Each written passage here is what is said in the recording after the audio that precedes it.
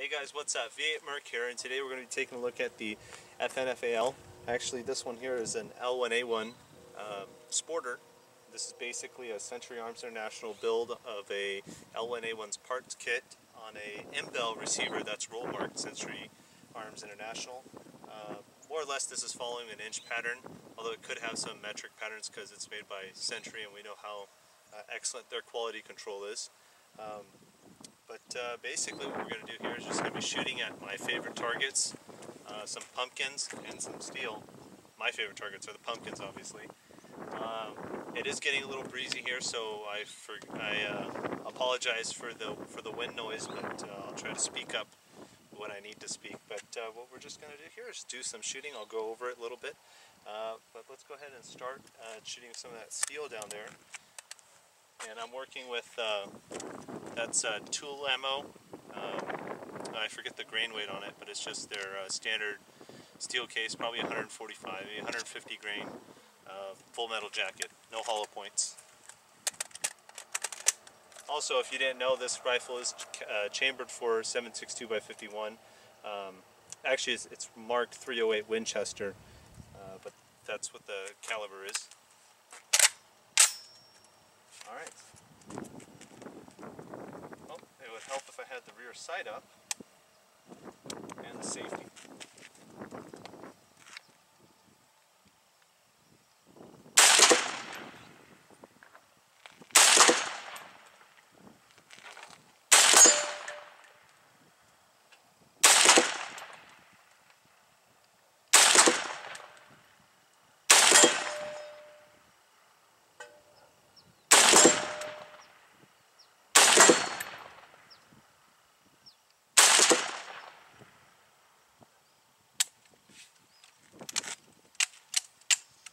Looks like we experienced something here.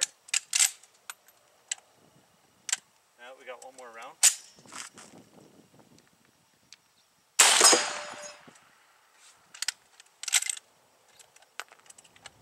And that's it. One thing to note here on the FALs, I'm just going to call it an FAL even though it's more an L1A1 rifle than it is FAL. Basically the same thing. But these rifles here have they have a gas adjustment on the front on their gas block, because this is a gas operated rifle, but it's not direct impingement, it's piston impingement, and you can adjust the gas system actually on the rifle on the outside of it. And with this kind of ammo, the Wolf or the tool ammo, you need to adjust it kind of closed almost all the way. You want almost all the gas to come back, because the ammunition, from what I've seen, is a little low powered, so you need to direct more gas back so that the bolt can cycle. And what I'm seeing here is some of the last couple shells here couldn't eject, probably because the gas system needs to be adjusted a little bit more. So I'm going to take it all the way down. We'll see how that works, and that should fix the problem.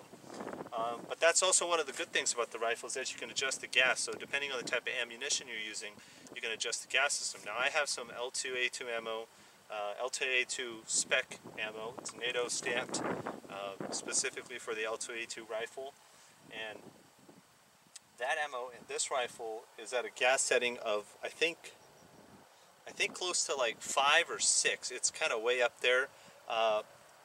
Maybe I should clarify that a 0 means 0 gas is being vented, and a 6 is about whatever, I don't know if it's percentage or anything like that, but a 6 is that the venting port is actually a little bit more open, so a lot more gases are being vented out. So right now we're running at about a 0 to direct all the gas back, and that should cure all the problems. But with the L2A2 ammo or even NATO spec ammo, you're going to be doing about like 5 or 6 or something like that, so you're going to have to vent some gas out because it's a little bit hotter ammunition for the rifle. It also has a complete shutoff. What you can do is you can actually shut off the entire gas system here in the front, and you can launch grenades off out the rifle just by shutting off the gas system. So, and you put blanks in, and so then all the power is going, all the gas is going through the barrel itself, and then you can launch a grenade out the front, which is pretty cool if you're using a grenade launcher attachment on the rifle itself. The rifle itself is, its name is a light automatic rifle.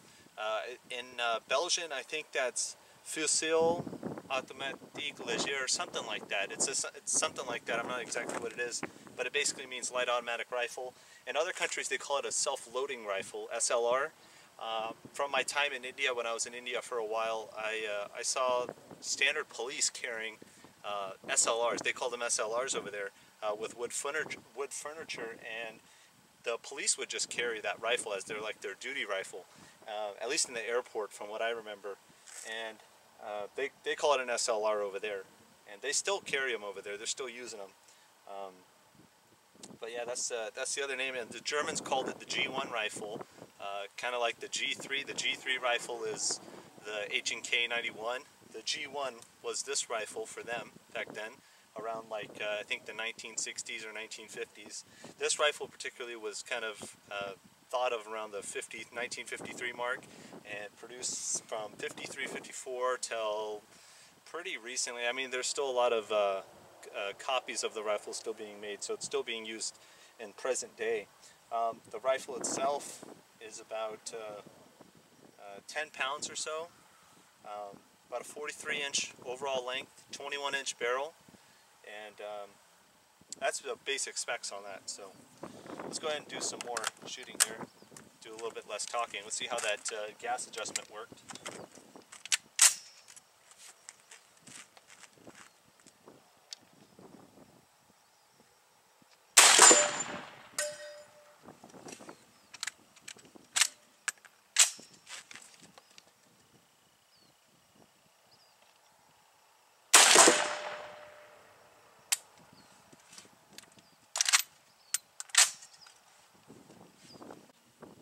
Okay, so we took apart the rifle just to see what the issue was with the gas system, because I had shut it off completely. Right here, you can see that's at 0, and we were still experiencing those problems, as you guys saw. Now, I've never seen that many problems in a row with this rifle, and now that I think back at why it was having that issue, we noticed that this tube right here that I'm kind of going back and forth on, so you guys can see, it was loose. And because it was loose, it was venting too much gas out from here, not allowing the piston to drive back and drive the bolt back, and it was really loose right here. Let's see if I can loosen it up real quick. Yeah, so it was loose like this, and you could spin it back and forth. And so now I have it tightened, and what we're going to do is just test it to see if that was the issue. I'm pretty sure that's the issue. I think back now, and we did take this rifle apart to get it parkerized again, because it didn't have a good finish on it, so we sent it out to get parkerized. And when we did that, and we disassembled it and took it apart, I think there's something that's a detent that holds this in place, and that probably never got put in, or it got damaged and it's not holding right now.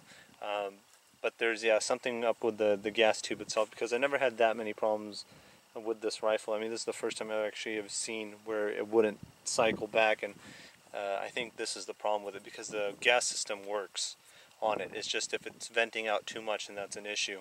Because wolf ammo usually works in this rifle. I've never seen an issue. The only time I've seen an issue is with some other kind of brand of ammo. I think it's MFS that uses a red primer sealer, and that primer sealer gets all over the place and actually gunks up the chamber and locks a round into the chamber, and you can't, get out the round. You literally have to use a rubber mallet to hit the charging handle back, so it will break the round free. So just gonna tighten this up and put it back together and see how it runs real quick.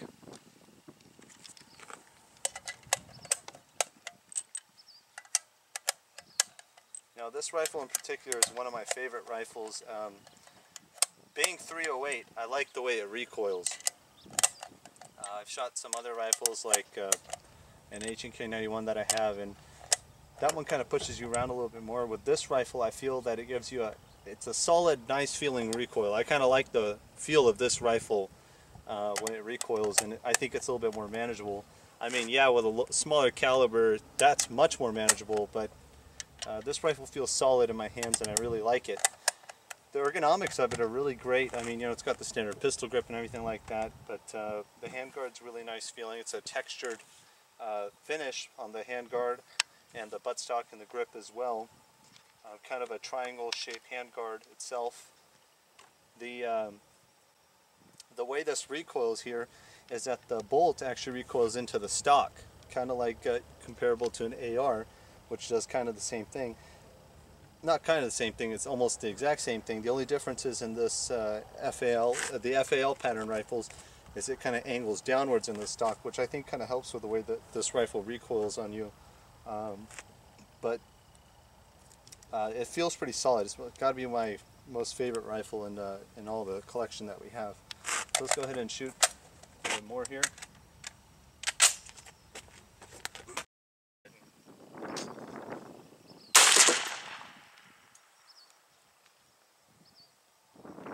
I think I hit it.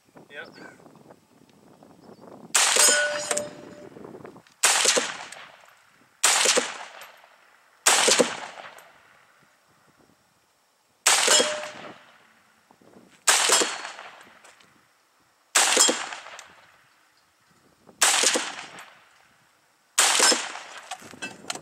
So locked open.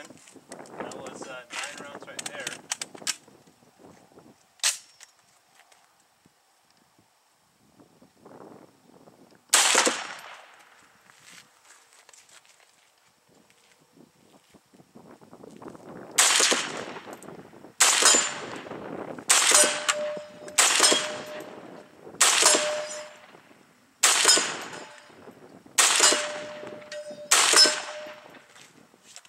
So we got, that was a full 18 rounds that worked perfectly fine. So I did find out what the problem was, so I was right. Wasn't actually the rifle itself, like the platform or anything like that. It was because that gas tube, looks like I neglected to make sure all the parts were put in for the gas tube, so that's probably what it was. It was backing out and releasing too much of the gas pressure. And you could also see where the shells were kind of being thrown. They're being thrown out a little bit further now, so that made a difference because I could see that. So when the shells were flying out a little further, I got more confident and I knew that it was going to work perfectly fine. So we didn't have any issues with that. That was kind of good that came up in the video. I kind of showed you guys something, and I learned something myself about the rifle and being careful about when I take things apart and putting them back together. That's a rifle, or that's the video for you guys today. The L1A1 from assembled by Century Arms International. If you guys have any comments or questions or anything like that, please leave them below. I do answer all the questions. Other than that, Viet Merc out.